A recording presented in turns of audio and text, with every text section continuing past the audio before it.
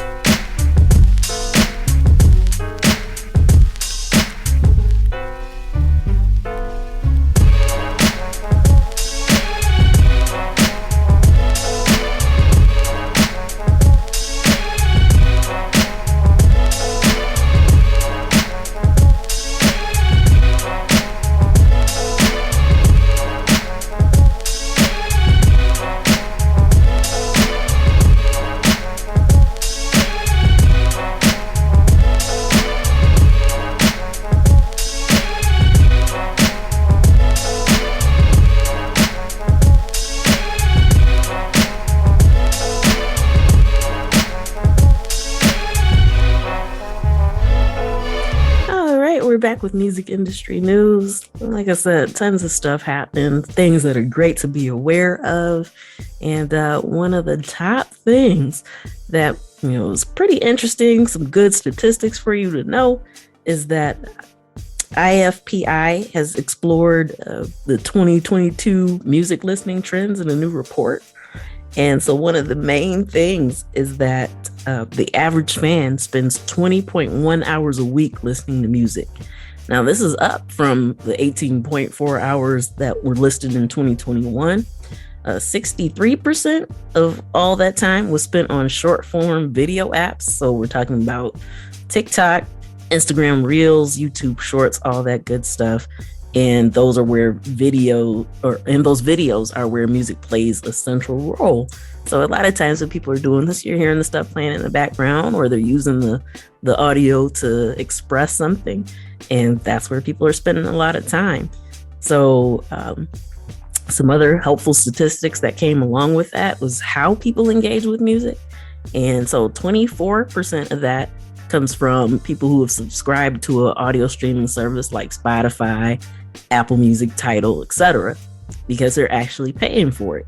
19% of that comes from streaming videos. So that's definitely including Vivo, YouTube, and things of that nature. 17% of engagement came from music on the radio. 10% was from actual purchased music. So whether that be downloads or physical copies, people who just put the money down to actually own it instead of borrowing it. 8% comes from ad-supported audio streaming. So that's when you use the service for free instead of actually paying for it. 8% comes from short form video apps, same that we have mentioned before. 6% comes from others. So that's people who use music on their TV, for instance, some of those video channels, or with families passing CDs or tapes back and forth and those types of things. And 5% of engagement comes from social media platforms. So once again, when you're posting stuff and you're using that stuff for backdrops, a lot of people are kind of absorbing that, checking out their favorite songs and whatnot. So, some helpful statistics for you to understand how people are actually connecting with music and how to use that to your benefit. So, there are a lot of avenues that are listed with, some huge percentages there. So you need to make sure that you're actually taking advantage of those places that people are going to actually receive the music. So, hey, put that all that info to use. Well, music is a universal language. Always has been, probably always will be. So there's so many different settings where music in the background, it fits right in. So understandable and great statistics. Thanks. Yeah, absolutely. And, because somebody questioned, well, if it's 20.1 hours a week, what about the people who listen to it at work? And yes, they probably would have made the average a little bit higher, but there are some jobs where people can't listen to music while they work because it's considered a distraction. So that's the assumption for why that figure might be lower than some people would realize. But if you still think about that, that's basically almost a full day of just listening to music and doing nothing else. So when you look at it like that, hey, there's obviously a need there and people go various places to find it. So, yeah, some helpful tidbits to kind of hold on to. Yeah, and it wouldn't hurt to have the proper equipment, headphones, earphones, earbuds, so you won't distract other people. You gotta keep it all to yourself. All right. And TikTok, Meta, and Russia have kind of, let me put it this way. Okay, so Believe has said that TikTok, Meta, and Russia has kind of contributed to their 37% growth. From their earnings call, they were basically saying that they anticipate a lot more money from TikTok next year due to kind of what we shared last week about a lot of these places trying to renegotiate their contracts with TikTok to make sure that they're fairly compensated for music. So they're expecting to kind of increase their earnings from that. They also believe that streaming pricing will rise at Spotify and some of the other platforms, kind of mirroring what Apple has done already. So, there's a lot more money to be made there. And by raising the prices, that will enable them to actually be able to fairly pay artists a little bit better and still make a profit themselves. They're also beta testing synchronizing music for small and medium businesses with Meta. So, once again, a bigger chunk depending on how much time the music is actually used. And another thing that they pointed out is that their third quarter results would have grown a lot faster if they weren't operating in Russia and Ukraine. So unlike a lot of other companies, they chose to kind of keep their presence there and operate at bare bones, but apparently that was more draining than helpful to them. So we'll see what they do with that going forward as these tensions keep going. And they're intending to kind of ramp back up on acquisitions next year in 2023.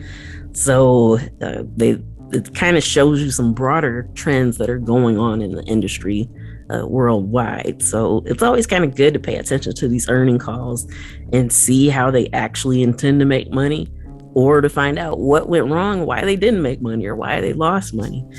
Because as an independent artist, you can kind of echo that, mirror what you're seeing is popular and working for others. So, and figure out how to make it work for you. And so, as far as the small lady musician on the street, male musician on the street, it's just some tidbits to say that if you're making motion with your music, surround yourself with some folks, or do your own due diligence to be sure and be safe that you've got your own music set up in the proper way so that you can get some income off of it. We find that a lot of musicians, indie artists, they really don't know. We run into them all the time. They really don't know. And it's a real shame to, attribute a lot of your time and work and effort and your thoughts into creating the sounds, but you hadn't protected yourself all the way. So, hey, it's very important. If you can't figure out how to do it, surround yourself with someone who can and get that set up properly for you, because then you'll be a happy camper. So yes. It's not just the big corporations. Hey, we look out for the indie artists on the street. You guys are the heartbeat of the music. So, hey, get yourselves protected in that regard. Absolutely. Yeah. And, this kind of segues into the next one. But UK musicians are worried that they might have to leave the music industry due to rising costs. And 91% of musicians say that they can't afford the equipment any longer. And a lot of that comes from not being paid or compensated fairly, and from not knowing how to take those steps to make sure that they are, as you just mentioned. So 49% of the 500 professional musicians that were surveyed in the UK said they were either very or extremely concerned that they'd have to abandon their music careers. So over there, they've got lower incomes due to Brexit, and of course the pandemic, and all this stuff is kind of factored in to make things kind of rough, and the growing cost of living crisis that's happening all over. So yeah, just like Breezy said, it's more important than ever to make sure that you protect yourself as much as you can, because even with all these external factors, if you got all your ducks in a row, then at least you can still be earning.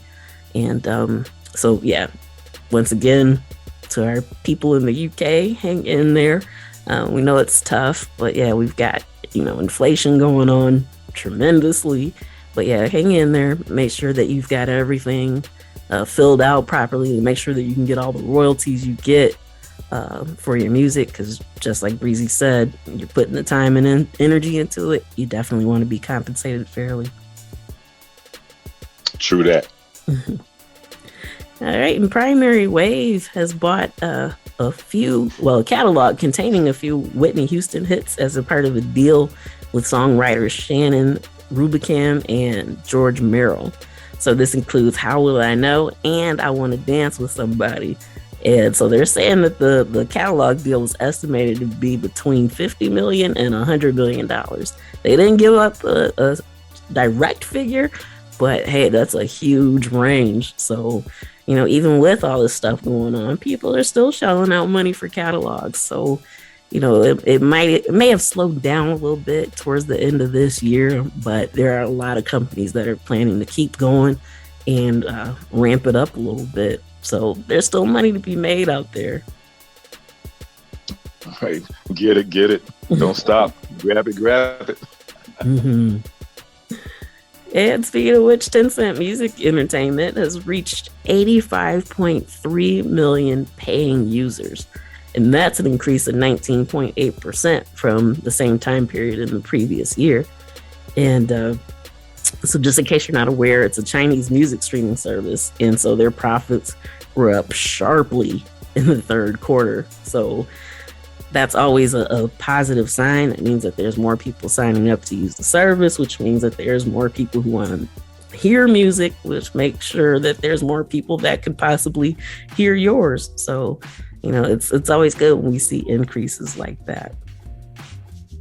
Yeah, well, hey, you can't overlook it. Got to roll with it.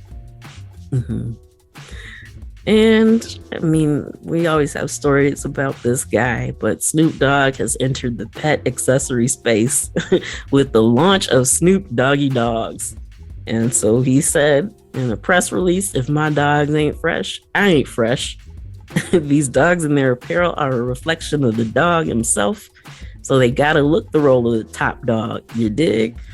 And so he collaborated with Amazon to invite dogs and cats to, quote unquote, live like royalty with a new line of apparel, toys, and more that are all inspired by his lifestyle. So, hey, he's a prime example of what having a personal brand can do. We're seeing him venture into all these different things. So he's got so many revenue streams going right now. And I know some people have kind of joked about they feel like they might be seeing him too much, but he's capitalizing on his popularity. And it makes perfect sense to do this, especially now while different avenues are kind of drying up for people a little bit. But yeah, I mean, he's somebody to watch and to pay attention to what he does. And there's nothing that he's done that seemed off brand for him. It all kind of fits with the persona that he's created, wouldn't you say? Well, yeah, and on the counterpoint, you've got to say that when a person finds an avenue or several different avenues to become, number one, a source of helping a lot of people, and at the same time they're helping themselves, it's amazing how various communities want to joke about it. Okay, there's a theory called the crab theory. When someone becomes successful and they see the avenue on helping a whole lot of other people while they help themselves, there's folks that they don't like that. They want to pull them all back down into the bag. The crab theory. Okay, so there have been other artists who have become successful in many, many ways. Beyonce, just for one, and people always want to throw barbs, but a lot of times those same people, they don't realize that they've got energy themselves too, but they don't apply it to themselves. Okay, they've got maybe similar talents or whatever, but they won't apply it. So shouts out to Snoop and every other artist who is taking it a cut above. And at the end of the day, all he's trying to do is feed his family, and create a legacy for his children. Yeah, a legacy for his children's children. And that's nothing that anybody else would not want to do. So, hey, that's my piece. Church, you said a word right there, man. Yeah. A lot of people, they lose grasp of creating a legacy for their children's children.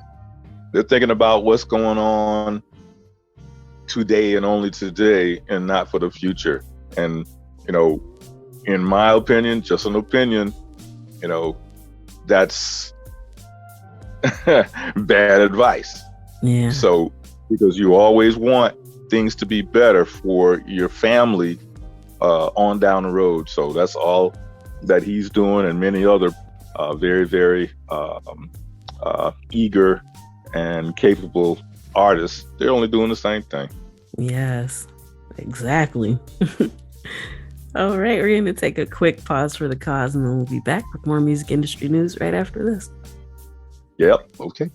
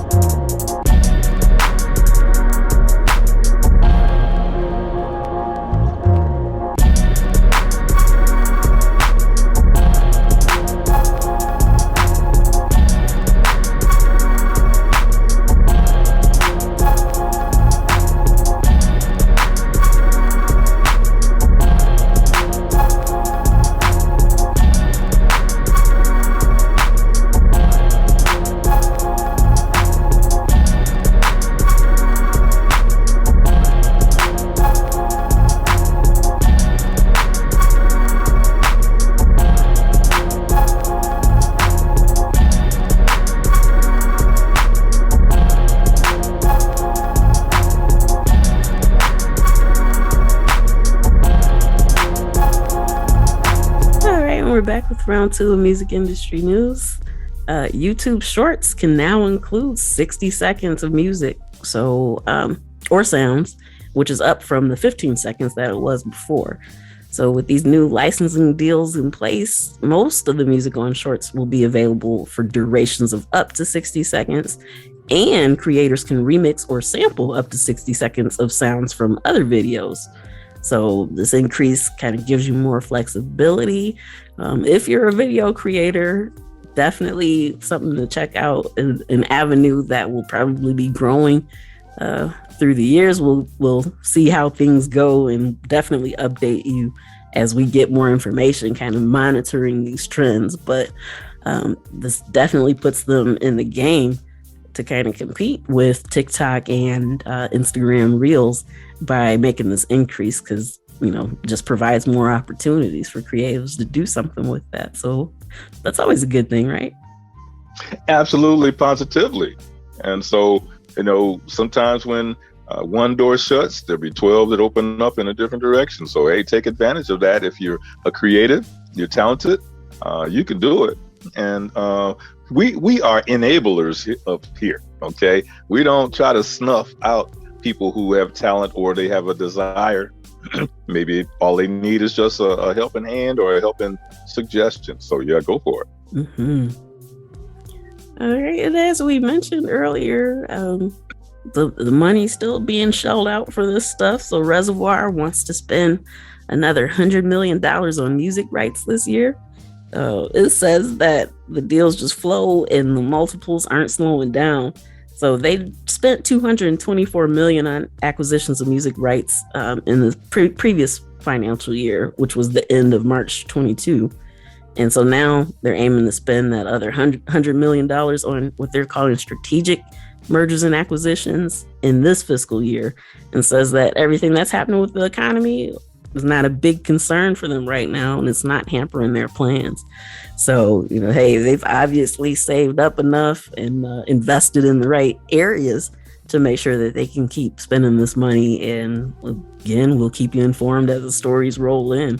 So with that $100 million, that sounds really specific, and especially if they're being strategic, I'd be willing to bet they've got their eye on exactly who that money's going to go to, and they're just waiting for the deals to get closed. So yeah, once we know more, we'll definitely let you know. Yes, absolutely. Positively, you can bank on that. And the Spotify rival Angami has reduced their headcount by 22% as part of what they're calling a sustained focus on profitability.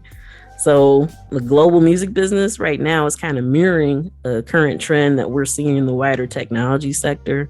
So we shared with you, SoundCloud began reducing its global workforce by about 20%. BMI ended up laying off nearly 10% of its workforce. And Spotify has reportedly reduced its new hiring this year so far, with layoffs kind of rumored to come. But Spotify is also actually considering buying Angami. So we'll kind of see how that plays out right now, as all these companies are kind of looking to save some money heading into 23. But just something to be aware of. While they're making these cuts, it can definitely affect a lot of different things. Of course, the actual workers themselves, but as they're cutting off staff, it might mean slower wait times to get help if you're having problems with releases and things of that nature. So, just something to kind of be aware of. And I know Ditto has experienced a lot of that.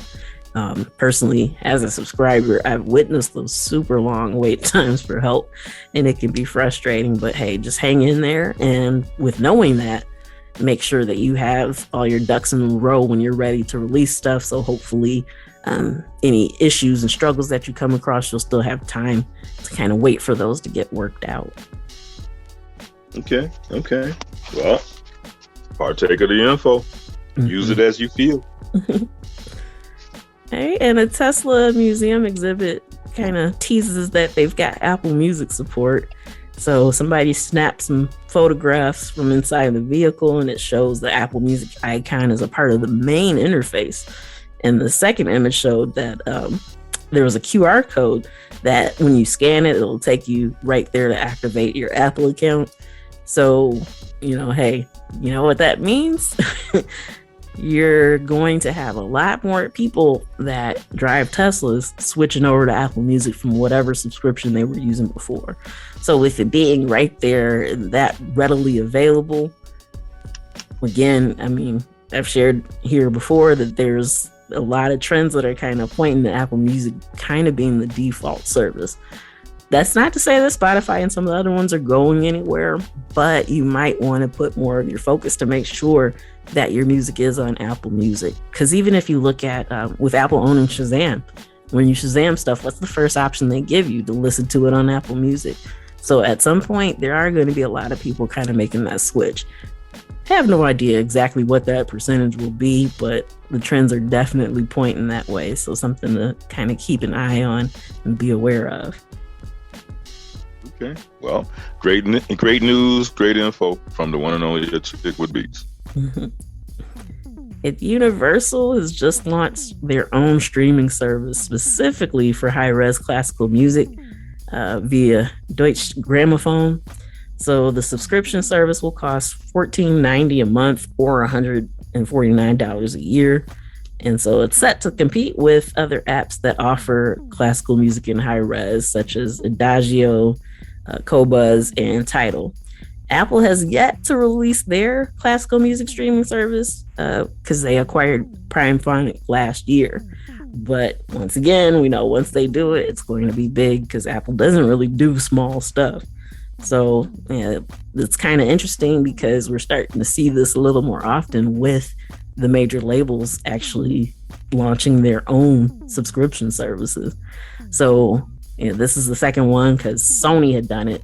So now with Sony and Universal kind of having their hand in it, Warner's probably just a few steps behind. But just something to pay attention to of a wider trend that we will probably be seeing more of in the near future. All right, and that does it for music industry news. We're going to take another quick pause for the cause, and then we'll be back with, you want to tell them? The one and only Dohn Thornton.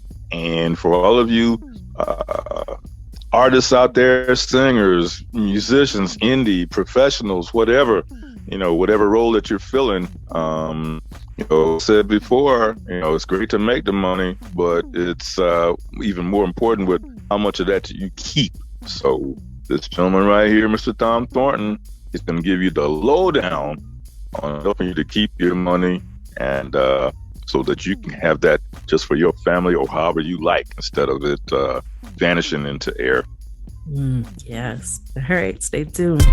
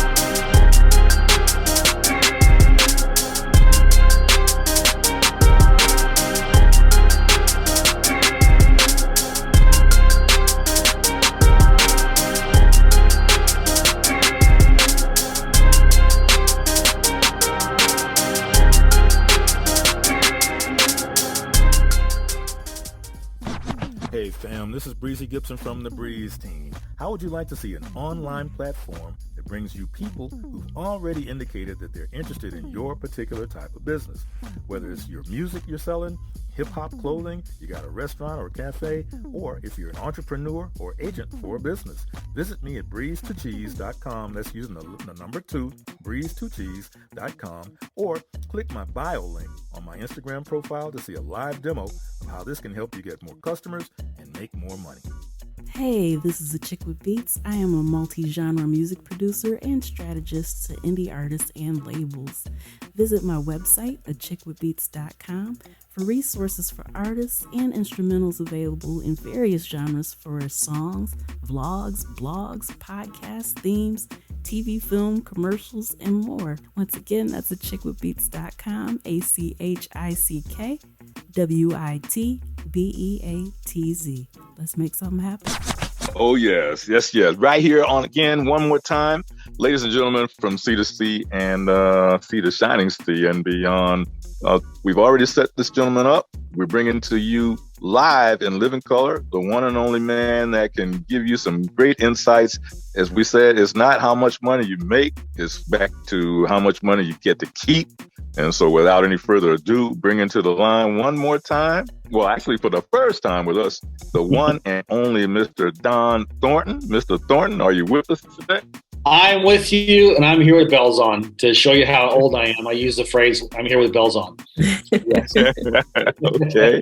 And so, you know, in the music and recording industry, there's a lot of folks that are that have tapped into lucrative incomes and so forth. And so you're here, and some haven't, but still, you know, you're here to help show people how to save that money and keep it where it can stay, you know, to help build family legacies and things of that nature. So can you first tell our listeners, you know, who you are, introduce yourself, and, you know, tell them who you are, where you come from, where you came from, and what is it that you represent today that can help them?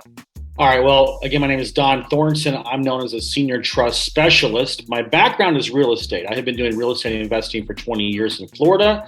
I'm known as Dohn, the short sell guy. And, you know, I've helped, you know, I think I flipped at least 3,500 homes in that period of time. I learned about this strategy about a year and a half ago and started implementing it myself in my real estate investing business. And no exaggeration or hype. It's the bomb. I tell you, I've never seen anything that is so simple and yet completely legal to be able to legally reduce your taxes to by as much as 97%, and in some cases 100%. So now I'm on a mission to tell people as much as I can about this and how to set it up and how to implement it moving forward. Okay. I mean, now that's a great opening line right there. I mean, You just have made an explosion. So I'm going to defer Chick. I know you've got some questions right off the bat, so let's let you go first. Actually, I'm just kind of eager for him to share the news. So, well, would you say that royalties are a big source of income for your audience? It is, depending on, and we've mentioned this earlier today, as long as they've got their paperwork in a row and have registered everything properly, yes, indeed. Okay. Well, here's the good news. If your audience, if they're getting royalties, this strategy means that they legally won't pay a dime of taxes on those royalties. Sounds pretty interesting, right? It sure does. Well, there is a trust. It's called a non-grantor, irrevocable, complex, discretionary spendthrift trust. Okay, that has been in existence for decades. This trust itself is in complete compliance with IRS Code 643, and it was for the very beginning set up to help really, really wealthy people legally avoid taxes. They don't want to call it a loophole because it's in the tax code. So it's been, since the tax code was implemented in the 1930s, it's been there. People just haven't known about it but now it's started to trickle down to our level.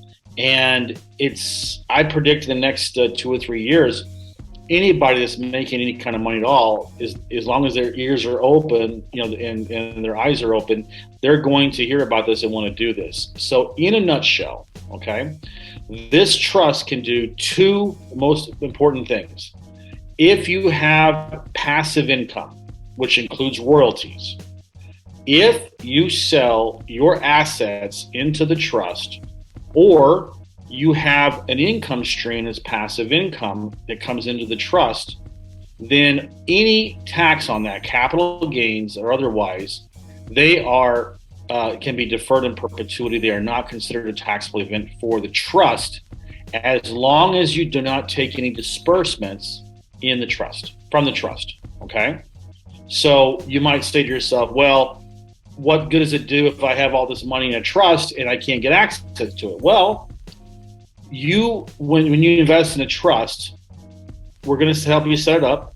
You're going to get someone to create the trust for you, name you the trustee, that person resigns, and then you are the trustee. You control all of the assets. So like John Rockefeller said back in the day, it's important that you don't own anything, but you control everything, okay? So let me just give an example on the royalty side.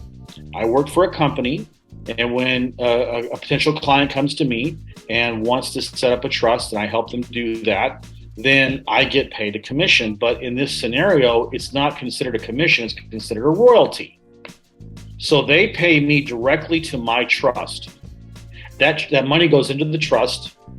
I control it. Like I said, I own I'm the trustee. I own the trust bank account as trustee.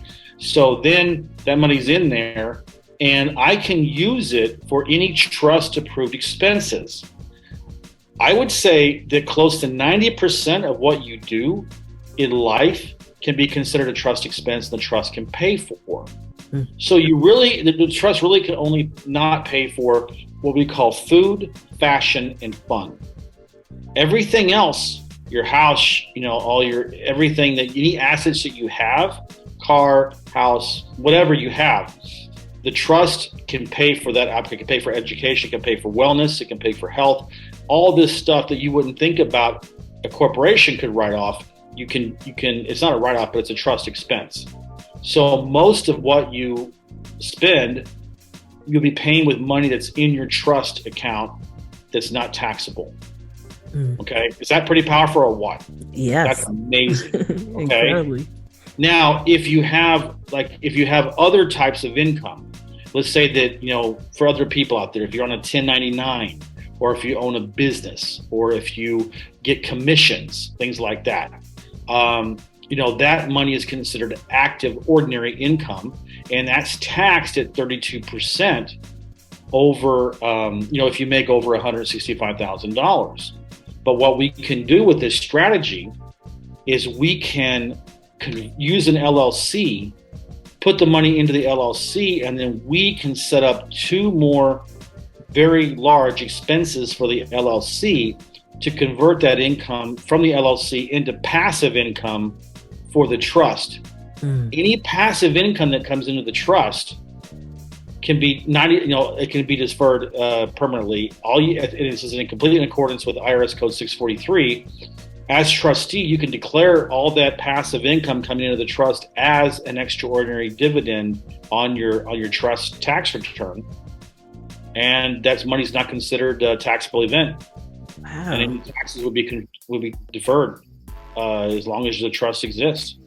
And this may or may not resonate with your listeners, but let's say that you have an investment property, or if you have crypto, if you have stocks, bonds, precious metals, any kind of an asset, then if that's a trust asset, you've sold it into the trust. If you sell that asset, normally you'd be paying capital gains tax on that. Well, with this trust, any asset that is sold that would normally have capital gains tax attached to it, not there. It's not a capital gains taxable event. And so that money that would have gone to the IRS as a tax payment now stays inside your trust that you can use to make more investments. Man, that is some extremely helpful information that I hope everyone is kind of absorbing right now. Because just as you had mentioned, a lot of times when people hear trust, we associate it with extremely wealthy people. Right. Back when I used to work for a trust firm, that's who our main clientele was. I personally never would have thought to translate it to, like you said, what it's trickled down to the rest of us for. So this is incredible information. Same thing for me. Listen, I was in your shoes a year and a half ago when I heard about this. You know, and it's like, wow, it's there. You can, it works. I mean, this is the thing, right? I mean, the ultra wealthy, it was like a clique. It was like an invite only club, right? You had a bouncer at the nightclub and wouldn't let anybody but the pretty people in, right? Yeah. And you automatically assumed that, oh, it must cost millions of dollars. You must have all these high powered lawyers and everything. And it's really only for the rich. But actually, no, it's not. This trust is available to people. I mean, obviously, it does cost. It's not. I'm not going to sugarcoat this and say it only costs $500, but it's much more accessible than you might think. And the strategy works whether you're making $300,000 or you're making $300 million. The strategy is the same. The trust is the same. The tax strategy is the same. Wow, that is incredible. Wouldn't you say, Breezy? Oh, without a doubt. So for those of you who are just joining us, our guest today, our illustrious guest, is the one and only Mr. Dohn Thornton, and he's giving some real impactful money information. Again, it's not how much you make, it's how much you save. Now, one point I'd like to bring up is the fact that you mentioned normally the tax rate for certain folks is going to be 32%. Right? Yeah, ordinary income, if you make above $165,000 a year, you're taxed at 32% on ordinary income. Okay. And so by establishing a trust setup and so forth, then that's going to drop.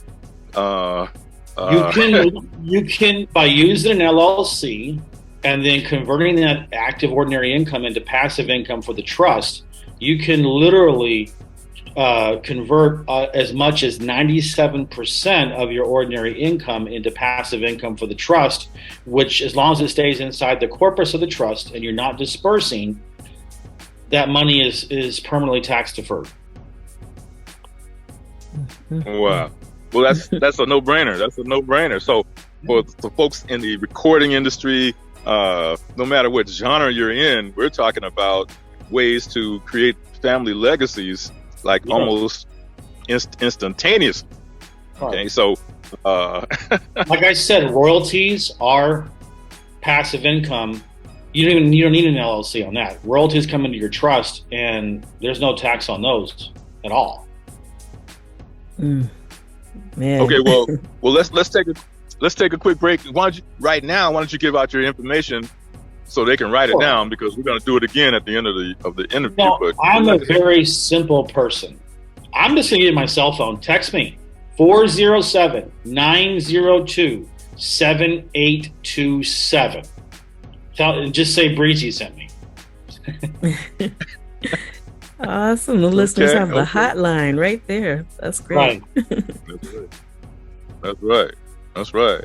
And so now, thus far, folks that you conversate with, are they like, well, I've heard of something like this before, but you really are giving me the nuts and bolts? Or are they like, well, I've never heard of this before? It actually goes to the entire spectrum. I have talked to people that never heard about it. I've heard to people who have heard about it. I've talked to people who, heard about it 4 or 5 years ago, but didn't believe it. And now they see that it's being talked about now, and they're coming back to it. And I will tell you that, I'm kind of a modest person in a sense, but I also don't try to hide my my light under a bushel, as they say. But I will say that I do feel like I am able to explain this as simply as possible. Because the confused mind never buys, right? And so my mission is to explain what could be a complicated strategy can be very simply explained. That's what I try to do, and let you know that ultimately the result is simple. People instinctively feel apprehensive about when they hear the word trust, because they associate it with expensive and complicated, and it's neither. It's neither, honestly. In fact, I would say that I spent 19 years running my real estate investing business as an S corporation. The trust is more simple than the S corp. So it's not nearly as complicated as you might think. Man, that's really incredible, because a lot of times, when you come across people who are knowledgeable like you, they do their best to kind of, throw a bunch of jargon in to confuse people. So yeah, the way that you broke that down so quickly and so simply, man, that's just awesome. I don't understand the reasoning behind that, because like I said, a confused mind never buys. So, make it as simple as possible for people to understand. And the bottom line is that if you ever have capital gains events, they're going to be permanently deferred. If you have royalties, passive income that comes into your trust, not going to pay taxes on it. And if it's active ordinary income, we can reduce that, legally reduce that by as much as 97% by using the trust in conjunctions with an LLC. And that really is, I could talk for hours about how the trust came about. I can talk for a good hour on the intricacies of IRS Code 643 and how it works with the trust. I can talk about all these different pillars of the trust. But what does it matter, honestly? Yeah. What matters is the fact that it is legal. I work with a law firm that writes it. The law firm has had it for 49 years. The IRS has vetted it. This trust that this law firm sells, there's other trusts out there that don't have that pedigree. We do. And so, it's that simple. Man, this is incredible information. And I know, I hope all the listeners have their pens and pads out and that they took down your number and all that good stuff. Man, we can't thank you enough for sharing this with us. I appreciate the opportunity, and I love that to get this information out to people in this industry, because we tend to stay with what we know. And since I have 20 years in real estate investing, I would say probably at least 75-80% of the people I speak with are in real estate investing. I love opening us up to a different industry, so I'm as excited about this as you are. I think, in fact, I'm so excited. I can't hide it. I'm about to lose control, and I kind of like it, So. Okay, so now, Mr. Thornton, what areas of the world, or is it United States, or share with our listeners just where you can help them? What areas that they have to live in where you can help them? We can operate in all 50 states. This trust is, all the tax advantages are for the United States taxes only. Okay. So they're not. If you're in Canada or Honduras or Antarctica, those that's not going to help you, but it will help you with U.S. taxes. I like the way you explain that. So now, as I mentioned earlier, the clock is ticking, and but you absolutely bona fide are the first person that we've had on our show, the first expert that we've had on our show to share this kind of information, right? Achickwitbeatz? Absolutely. Yeah. And I'm just thrilled about this. I already know this is going to be a popular episode, and I know people are probably going to go back to it and keep hitting play as soon as the replay is available. Yeah. If you have any desire to do this, I would recommend that you do it soon, because 2023 started. And every day that you don't have this set up is more money that's going to go to the IRS. Because these advantages only work after it's formed. Can't go back and recapture stuff that, when you set the trust up, you get your IRS EIN number. Anything after that, you're golden. Can't go back and reward you for procrastination by not taking action quickly. Because anything that comes in, before that trust is set up, you're going to pay taxes on that. Hey, yeah, can't reward you for procrastination. That's something to hold on to in many facets of life, right there. Sure is. Yeah. In life, you got to take action. You just actually have to action taking. It's 90% action. It's 10% talent. Honestly, in a lot of ways, people who outwork more talented people, and richer people keep their money don't focus on what you make, focus on what you keep.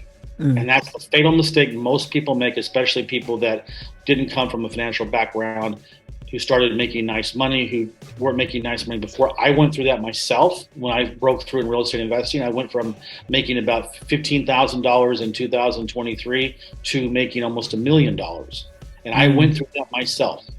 And it's a trap. So, get the trust so that way you keep almost all the money that you come in. At least it's not going out for taxes.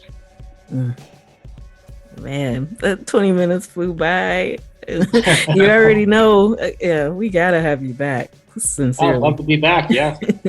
I love talking about this. Okay, well, Mr. Thornton, please give out that phone number again where you can be reached or texted to. You prefer to be texted first, or how does that? Yes, please text me, because if you call me, I'm not going to pick up because I'm usually so busy, like on shows like this. But you can text me at 407-902-7827, and my name is spelled Dohn. And that's pronounced Dohn. It's not pronounced Dohn. It's not pronounced Dohn. It's not pronounced John. It's just Dohn. Okay. Well, we love your humor. Yes. That you're stirring into this. It's a very impactful subject. But the fact that you've got humor in there, that helps to ease folks' apprehensions, or it helps break the ice. So that's a really good personality trait you got there. So, well, look, we know that you've got other things to do, other people to talk to and listen to right now. So we just want to thank you for taking the time out of your busy schedule. You're up early and you're rolling all day with this, helping people. And that's the key word, helping people. And so we thank you for taking that time just to. Thank you very much for having me on. I appreciate it. Thank you. Yes, a lot of folks in the music and recording industry that really seriously can use your talents, and we're going to do our best to get that word out to them because they need your help. Yes. Thanks again. Okay, well, there you have it, ladies and gentlemen, Mr. the one and only Dohn Thornton, and he has really hit a home run, 2 or 3, maybe even 5 home runs right now just by the words that he has given to you. Achickwitbeatz, any last comments? Nope, just to echo my sentiments, thank you for coming on and sharing your wisdom, and can't wait to do this again. Look forward to it. All right, there you go.